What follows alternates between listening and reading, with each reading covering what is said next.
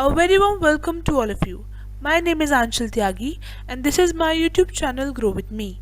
I am here with a session for important topics and questions for BPCC 101 for IGNOU BA PCH course. So let's get started, guys. Let me just clear my drawings and introduce you to this thing. The very first thing is that it would be a very briefing session and a general talk session sort of, and if you find it helpful in any way you can subscribe, like and share. Okay so B A P C H, एक जो चीज़ हमें समझनी है कि B A P C H जो course है psychology honours का, बी ए साइकोलॉजी ऑनर्स जो कोर्स है ये इग्नू में 2020 जनवरी सेशन में ही बेसिकली स्टार्ट हुआ है. ठीक है, तो अभी तक टिल टुडेज टाइम अभी तक कोई भी एक एग्ज़ाम नहीं हुआ है, और इसलिए because of the pandemic and restrictions अभी तक कोई एग्ज़ाम नहीं हुआ है. तो हमारे पास एज सच कोई प्रीवियस ईयर क्वेश्चंस नहीं है, क्योंकि इग्नू की वेबसाइट पे भी अभी तक कोई भी question paper as such upload नहीं हुआ है, एग्ज़ाम्स भी नहीं हुए हैं और कोई मॉक टेस्ट या कुछ एज सच नहीं हुआ है, कुछ भी अपलोडेड नहीं है. सो हम इसको एक जनरल रेफरेंस रख के हम इग्नू का जो असाइनमेंट है BPCC 101 का उसको ध्यान में रखते हुए अपनी बेसिकली टॉपिक्स के ऊपर ध्यान देने की कोशिश करेंगे. तो पहला जो क्वेश्चन हमारे असाइनमेंट का है, अगर हम उनको एनालाइज करें तो पहला क्वेश्चन है कि आपको आंसर देना है फॉलोइंग क्वेश्चंस का 500 वर्ड्स में, और हर एक क्वेश्चन के 20 मार्क्स हैं. ठीक है, सो let me change the pen and discuss the nature and scope of psychology, describe the emergence of psychology in India.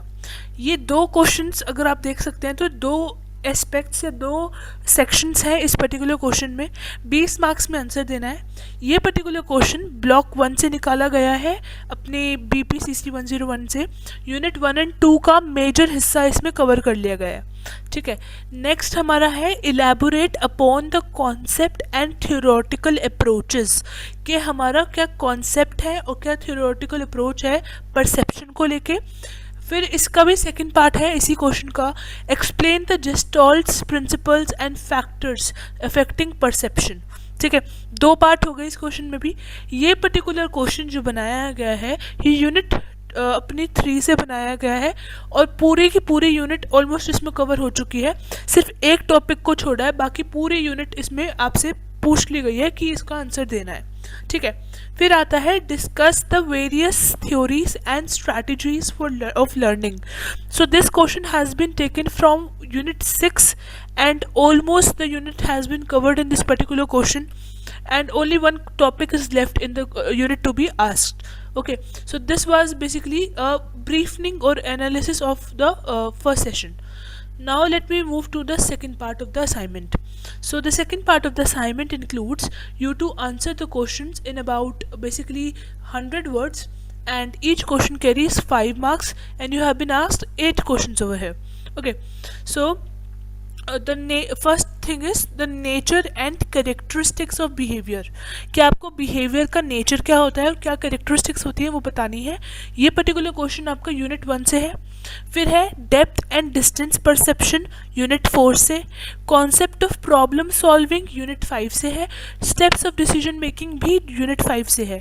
Then comes learning in a digital world unit 6 से है. And traditional mode of memory जो है unit अपना 7 से है. Functions of motivational concepts unit 8 and types of emotion जो है अपना यूनिट 9 से है. ये एक जनरल ओवरव्यू था.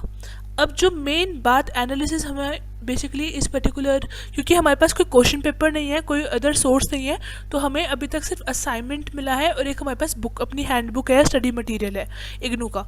तो उसको ध्यान में रखते हुए अपना देखते हैं कि आपको बेसिकली जो बोला गया है कि एग्ज़ाम जो होगा BPCC 101 का वो सब्जेक्टिव है, मतलब रिटन टेस्ट होगा, पेन पेपर टेस्ट होगा, ऑफलाइन मोड में होगा. ठीक है, ये तो हमें पता है. अब बात आती है कि जो हमें देखने को मिला है कि इग्नू ने अपने असाइनमेंट्स के अंदर, और कहा जाता है कि इग्नू ज़्यादातर अपने डायरेक्ट कॉन्सेप्ट्स को पूछता है क्वेश्चंस में. तो आपको कोई भी कॉन्सेप्ट या कोई भी एक पर्टिकुलर पोर्शन अपने यूनिट का छोड़ना नहीं है, क्योंकि वो जो टॉपिक है वो डायरेक्टली एज अ क्वेश्चन पूछा जाता है इग्नू के क्वेश्चन पेपर्स में। नेक्स्ट कम्स कि आपको हर एक चीज़ बेसिकली असाइनमेंट में देखने को मिली है कि हर एक जो कॉन्सेप्ट है, हर एक जो कॉन्सेप्ट अपनी यूनिट में है वो कवर किया गया है, तो आप किसी भी कॉन्सेप्ट को छोड़ नहीं सकते। नेक्स्ट कम कि आपने देखा है कि वर्ड लिमिट बोली गई है और मार्क्स बोले गए हैं, मतलब कि आपको एक बैलेंस बना के रखना है वर्ड लिमिट और मार्क्स के बीच में। इसके लिए आपको जो है स्पीड के ऊपर ध्यान रखना पड़ेगा और आंसर राइटिंग प्रैक्टिस करनी पड़ेगी। लाइक हमारे जो इग्नू की हैंडबुक्स हैं या स्टडी मटेरियल है, हर यूनिट के बाद आपको बैक एक्सरसाइज में कुछ क्वेश्चंस मिलते हैं, तो आप उनको प्रैक्टिस करिए इन अ स्टिमुलेटेड टाइम। ठीक है, तो आपको कुछ स्पीड एंड आंसर राइटिंग की प्रैक्टिस करनी पड़ेगी और फिर आप अपना एसेस कर सकते हैं कि आप कितना अच्छी तरह लिख पाए हैं आंसर्स को। ठीक है, फिर आप एक और चीज़ के ऊपर ध्यान दे सकते हैं अपने एग्जाम्स के अंदर, जो है फ्लो चार्ट्स और डायग्राम्स के ऊपर। इग्नू की ये जो हैंडबुक है, स्टडी मटेरियल है, जैसे जैसे आप यूनिट्स में बढ़ते जाएंगे तो कुछ कुछ आपको जो है फ्लो चार्ट्स मिलता है, लेकिन अगर आप देखेंगे तो वो कंपेरेटिवली कम है। तो जितना ज़्यादा फ्लो चार्ट्स और डायग्राम्स होगा तो आप अपने आंसर्स को उतना कॉम्प्रिहेंसिव और उतना अट्रैक्टिव एक बेसिकली प्रेजेंटेशन ला सकेंगे। तो इसके लिए आप मेरे सेशंस को देख सकते हैं, क्योंकि मैंने ऑलमोस्ट हर सेशन में अपने पास फ्लो चार्ट्स और डायग्राम्स बना के और कहीं ना कहीं से निकाल के डायग्राम्स वगैरह सब कुछ दिया है, मतलब आपको वीडियोस में मिलेगा।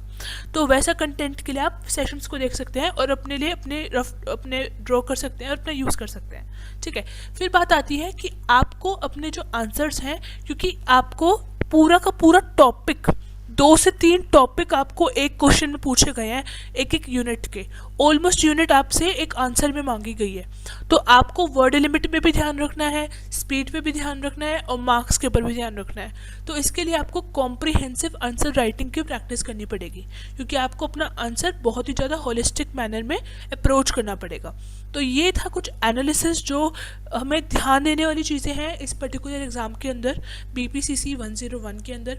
आप देख सकते हैं कोई भी कॉन्सेप्ट आप छोड़ नहीं सकते, क्योंकि direct concept as it is उठा के क्वेश्चन पूछा गया है, लेकिन कुछ भी इतना इन डेप्थ नहीं है।